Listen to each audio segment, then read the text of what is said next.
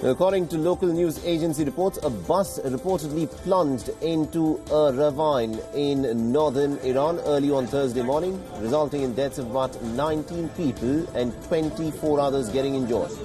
According to reports, the crash happened in the Mazandaran province, and the state broadcaster has shown some footage of the wreckage and also the rescue operations that are underway.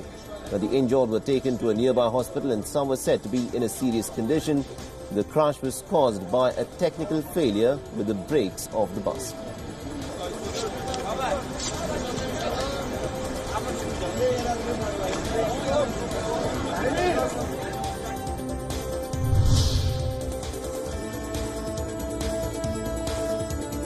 Meanwhile, Pope Francis has said that the year 2020 has had a bit of a discouraging start, but we still cannot stop hoping.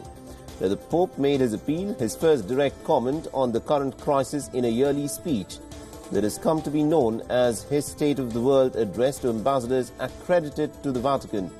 Speaking for nearly about 50 minutes in the Vatican's frescoed Sala Riga, the 83-year-old Roman Catholic leader has offered mostly a grim overview of the year 2019, speaking of wars, global warming, xenophobia towards migrants, and also the danger of nuclear weapons. Talking about climate change, he had said that it was sad that the urgency to tackle it seems not to have been grasped by the international politicians. The Pope Francis also said that he still hoped to make a visit this year to the mostly Christian nation of South Sudan that is emerging from a civil war.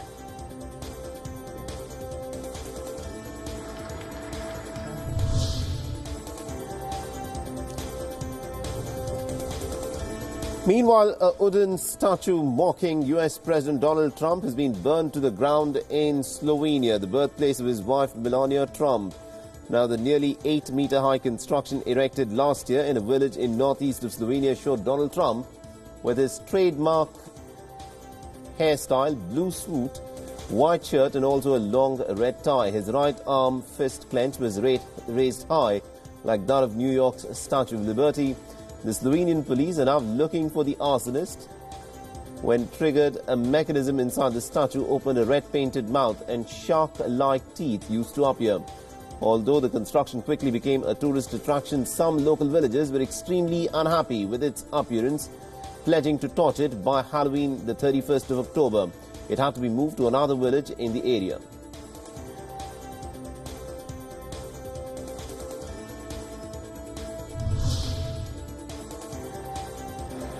And Bosnia Serbs on Thursday observed a public holiday that has been declared illegal by the country's top court and has been criticized by other ethnic groups because it celebrates an action that triggered the country's devastating war in the 1990s. Several thousand people, including senior officials from the Serb part of Bosnia and from neighboring Serbia, attended a parade of more than 2,000 police personnel, war veterans and also others in the northwestern town of Banja Luka, which is Bosnia's biggest Serb-run city. The holiday marks the date in 1992 when the Bosnian Serbs had declared the creation of their own state in Bosnia, igniting the country's 4-year-long war, which resulted in deaths of almost about 100,000 people and left millions of others homeless.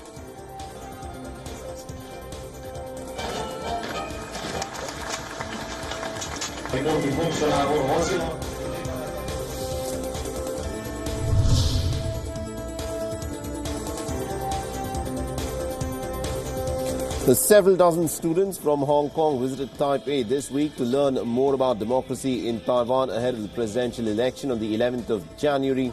University students, many of them studying journalism, attended a party rally and visited campaign headquarters of leading candidates as part of the educational trip. Many young people were both fascinated and also inspired by the political situation in Taiwan after months of violent protests divided Hong Kong, which is a semi-autonomous Chinese territory. Now, Taiwan underwent a largely peaceful transition to full democracy in recent decades and has rejected China's proposal of unification with mainland under the same one country, two systems formula that has been implemented in Hong Kong and Macau.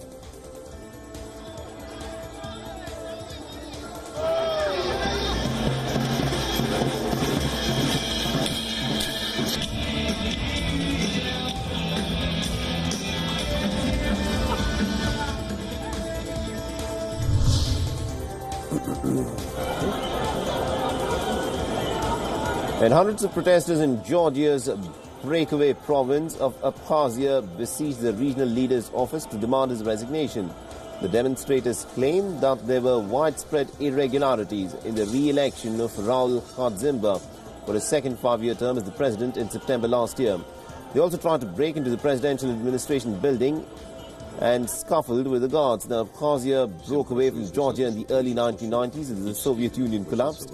Moscow has tightened its control over the lush Black Sea province and a second breakaway Georgian region, South Ossetia, after a brief war with Georgia in 2008. Russia recognizes both regions as independent nations and also deploys its military there, despite international condemnation.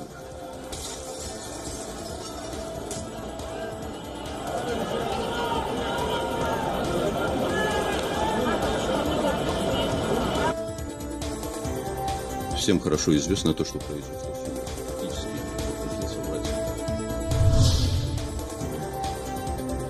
In the latest round of massive pension reforms protests brewed, rail workers say that they intend to push through despite the climbing cost of the movement incurred on their personal finances.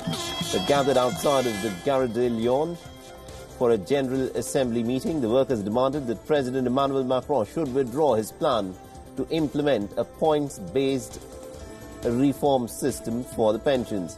The French trade unions also disrupted the rail services. They've shut schools and have brought demonstrators onto the streets in cities across France on Thursday in a make-or-break push to force Macron to abandon his planned pension reforms. The country's hard-left unions rallied support, hoping to regain the momentum at a time when participation in a 36-day-long public sector strike is waning, and opinion polls indicate the public backing for the industrial action being dropped against the government.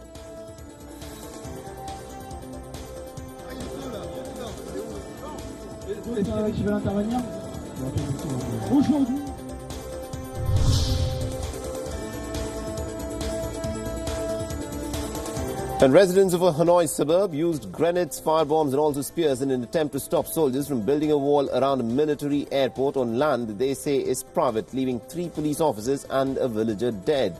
It is said that the police have also arrested several people involved in the riot and will launch an investigation. A clash over the same land dispute happened about 2 years ago and resulted in villagers holding more than 30 police officers hostage for about a week. The land disputes are pretty common in Vietnam because the government does not recognize private land ownership. The land can be taken for infrastructure and investment projects, and disagreements over compensation often lead to prolonged disputes.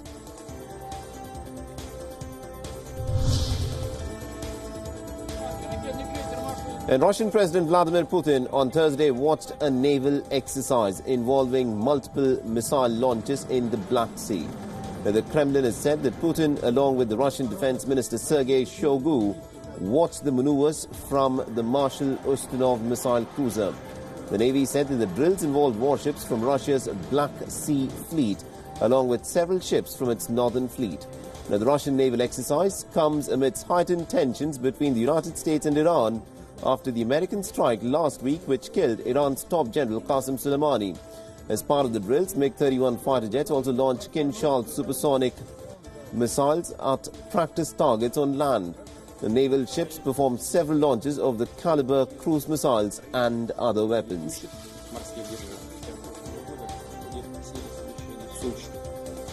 Силами Российской Федерации ракетный крейсер «Маршал Устинов» к бою по ходу готов. Командир крейсера капитан первого ранга Кузьмин.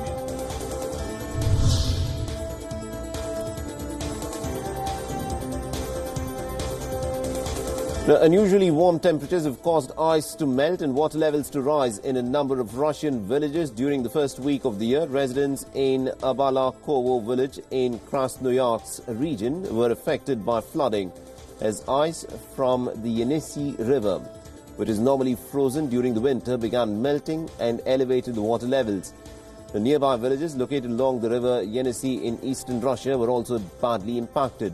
At the beginning of the year, temperatures in Krasnoyarsk reached 7 degrees Celsius, which is unusually high for the region, where temperatures generally remain below the 0 degree Celsius mark and are standard around this time of the year. The emergency service workers have also warned local residents of possible evacuations in the event of a warmer weather, which could cause large ice blocks to potentially melt.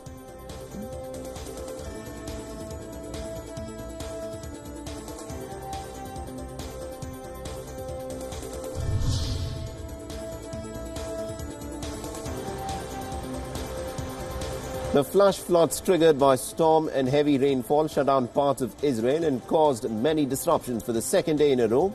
A video handed out by the Israeli police shows security teams evacuating children from a flooded school as the storm, which started in northern Israel, flooded the city of Nahariya and moved south to the central coast. The vehicles were swept along streets by torrents of water and homes were flooded in Emunim, a southern community near Ashdod. The police, backed by military vehicles, evacuated children from a school. The flood death toll of the storm season rose to 7 after a 38-year-old man was killed in Nahariya when he tried to rescue people in a capsized vehicle and was swept away by the flood waters.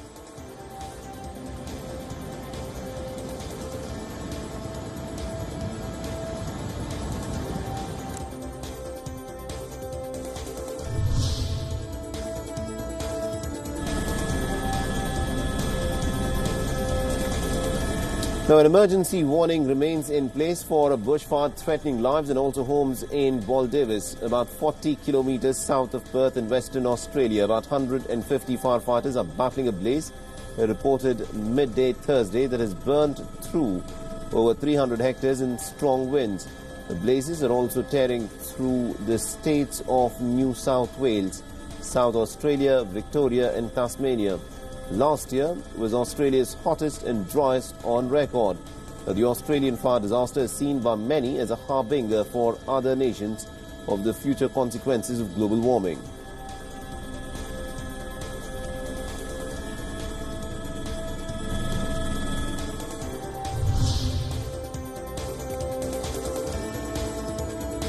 An Australian animal lover has said that her donkeys, alpacas and camels at her sanctuary had a lucky escape from out-of-control bushfires that have ravaged the region. The Wren Crosses Smart Animal Sanctuary and Rehoming Centre in Batlow, New South Wales has been running for the last 16 years, rehabilitating and also rehoming many domestic and farm animals.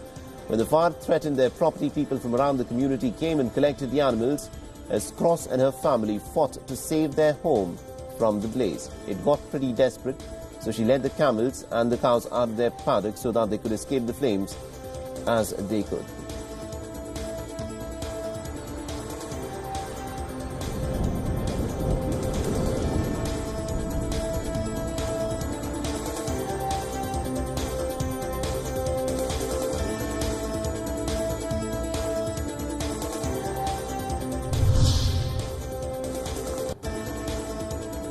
The Popocatépetl has not had a massive eruption in more than 1,000 years, but it has shown increased activity over the past 25 years and is considered one of the most dangerous volcanoes in the world because some 25 million people live within a 100-kilometer radius of this volcano. The several villages surround the volcano, and a major eruption could have a devastating impact as far away as the state capital of Puebla. With a population of almost about 1.5 million, even Mexico City, whose metropolitan area is home to about 21 million people. Now, the alert level is currently set to yellow phase 2, which reports increased activity.